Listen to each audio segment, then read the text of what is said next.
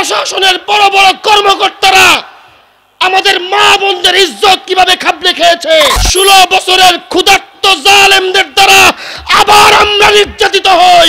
আল্লাহর কসম করে বলি, বাংলাদেশ বেশিদিন শান্তিতে টিকবে না।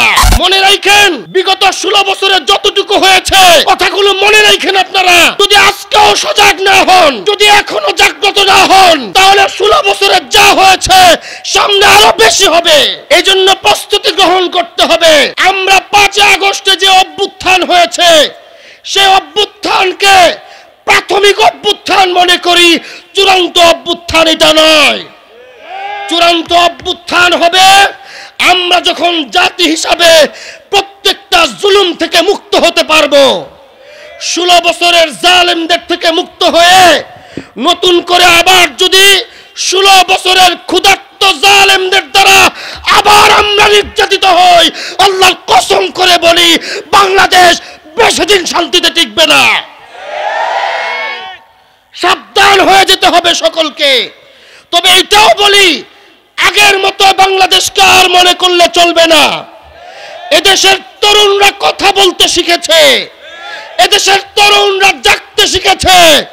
ও তরুণ সমাজ, আমি তোমাদের সামনে আমার পূর্বপুরুষ খালিদ ইবনে ওয়ালিদের ইতিহাস রাখতে চাই।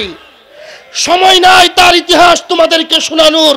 হুজুর চলে আসবেন, তোমাদেরকে খালিদ ইবনে ওয়ালিদের ইতিহাস পড়ার জন্য দাওয়াত দিচ্ছি। সময় আছে, নিজেকে আবার তৈরি করো। কিয়ামতের আগে আমাদের কঠিন একটা দুঃসময় যাবে, সেই সময়টা এখন শুরু হয়েছে।